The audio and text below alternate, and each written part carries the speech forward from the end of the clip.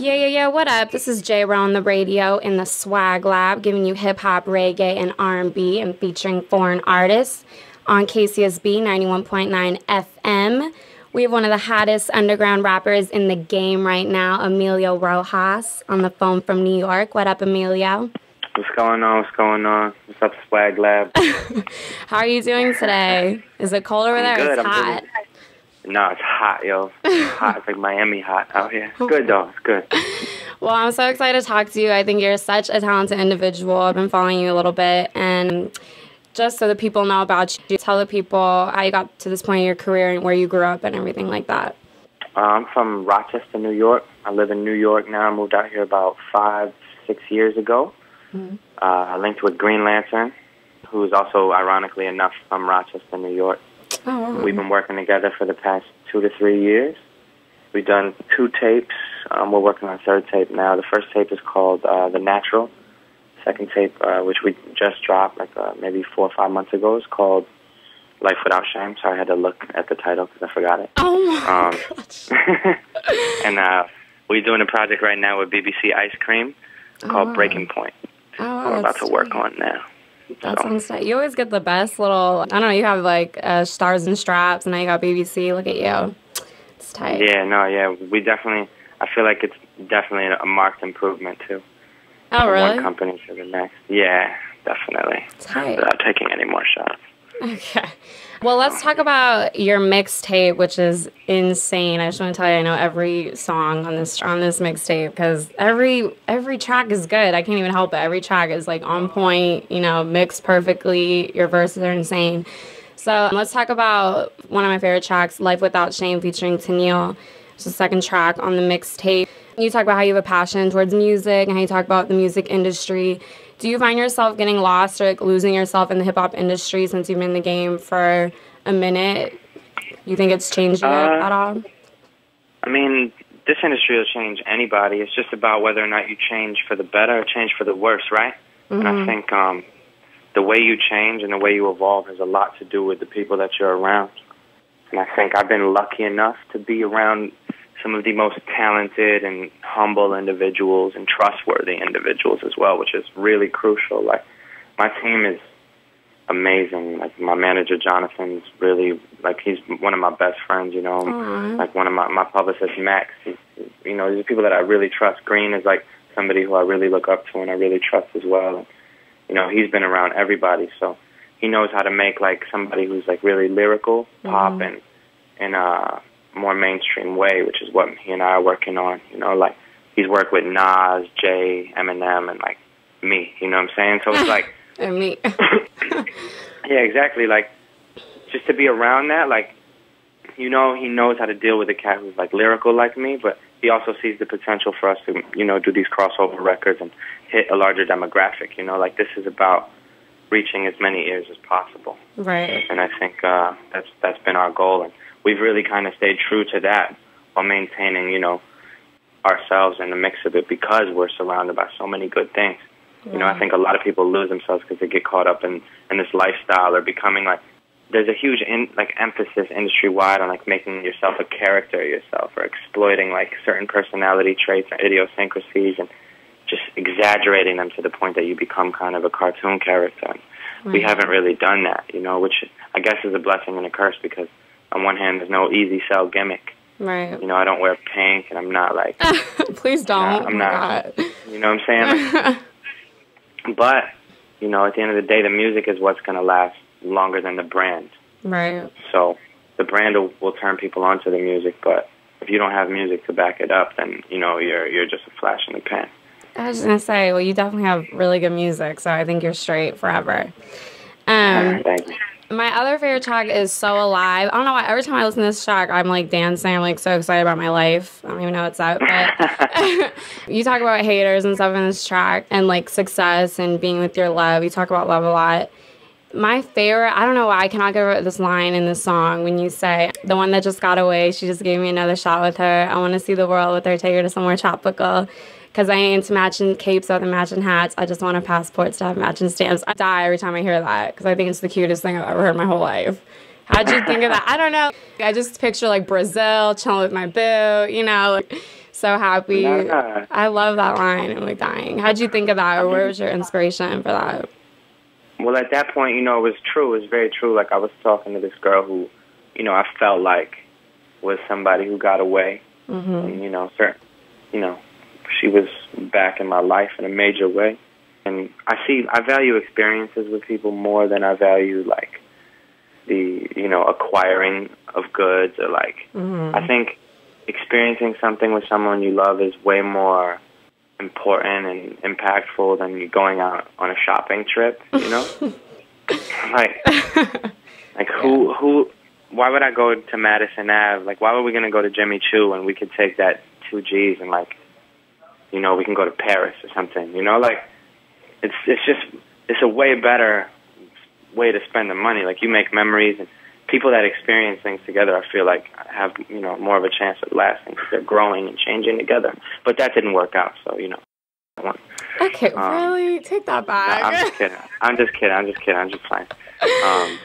It didn't work out, though, Yeah. People see that you maneuver into certain situations, and then I feel like their eyes get a little bit wide, Like they get too excited off you or something? Nah, people get opportunistic, and somebody, she was definitely a person that I didn't think was going to be like that, who ended up being like that when certain names were thrown into the situation. It became oh my God, So we had to pull out. We had to pull out quick. I'm sorry about that. No, it's all good. Don't cry, Emilio. Don't cry. I know. Thank you. It just turned into the boo hour. The boo hour. The boo.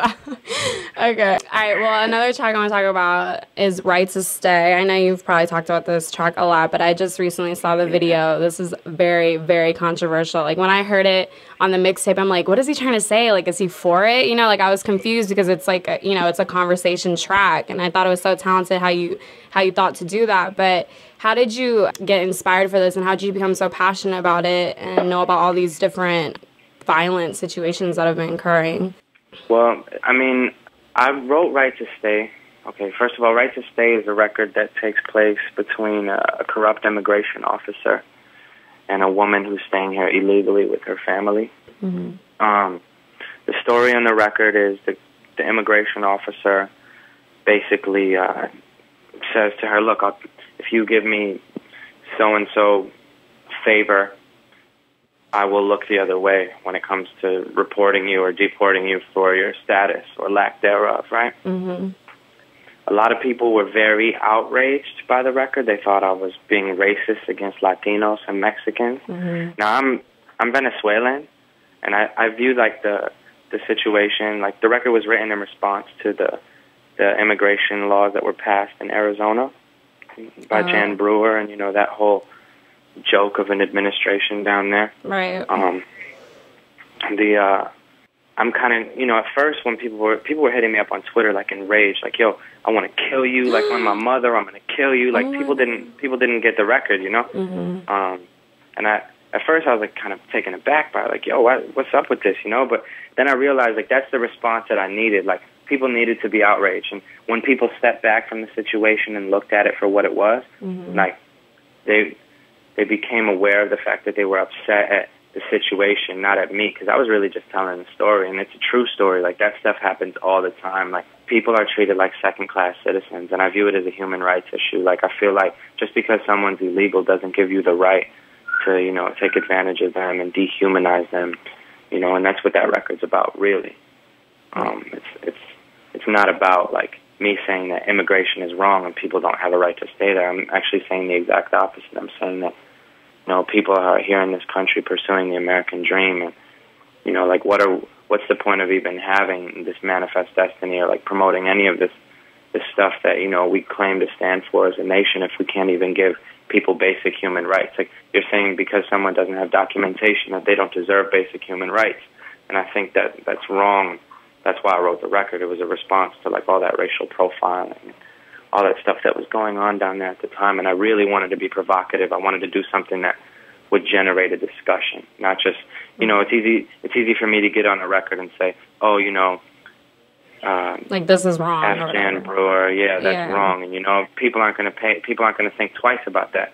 But if you come on and you tell a story about a cop raping a woman in front of her family and, you know, leaving her for dead or, like, then shipping her off anyways, people are going to be, like, really taken aback. And it's unfortunate that you have to shock people into hearing a message sometimes, but I feel like, you know, it was very effective in this case, and it did generate a lot of discussion. So I think it was successful. And there are still a lot of people who don't understand what motivated me to write that song, and that's good. Like, those people are the ones that song is for. Like, they're the ones who need to talk about the issue.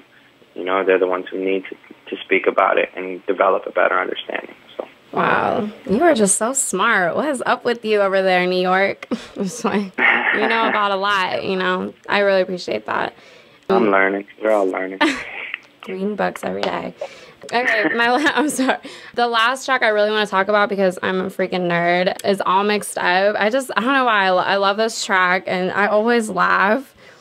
Well, obviously, I don't know if they don't know. People haven't listened to this track about you being biracial, Venezuelan, and white, and how you talk about how they used to call you Hector in school, and you're talking about how you can't dance and stuff. Is that true? Can you really not dance? I'm just curious. I'm all right. Like, I could do the basics, you know, but I'm not like, I don't get on there like, you know, like. You can't, like, drop it or anything? No, I could do some basic spins and stuff. You know what I'm saying? I'm talking about salsa and bachata and all of that. Oh, okay. I'm real basic, you know, like that hip-hop stuff is just a layup, you know, it's whatever, like it's two-step basically, but why would I want to drop it anyways? I'm a dude, first of all. I don't know, like if you just want to, you know, make a little scene, be cute at the club, okay. No, that's not cute. Okay. Dude shouldn't be dropping it. Dude should. Okay, so let's talk about what are your upcoming plans and performances, and are you ever going to come to Cali? Be real.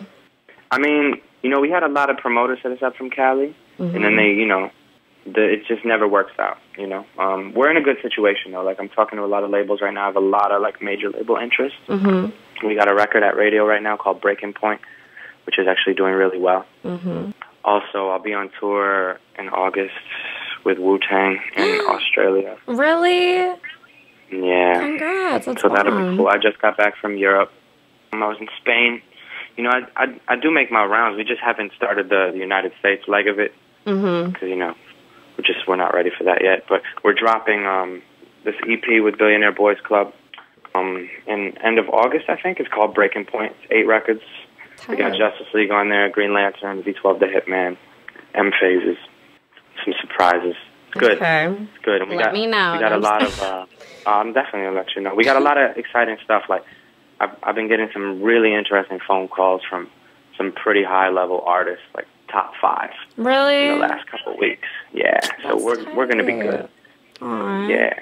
I'm so proud of you. No, I'm just kidding. You're just talented. No, I appreciate the support. Yeah, you're like... For real, it means a lot. Like, honestly, I didn't know about you. I listened to the whole mixtape. I was like, who is this kid? He is so bomb. Like, how did I not know about him? And, like, how is he not in Cali right now chilling with me? I'm just curious. No, I was kidding. But, next time, I'll be out there with you. We'll be chilling. Okay, bomb. All right, so thank you so much for this interview. I really, really appreciate it. You're really talented. You're going to go really far. I already know. I'm really psychic, if you didn't know. I know about everything. So, Thank you. I appreciate you.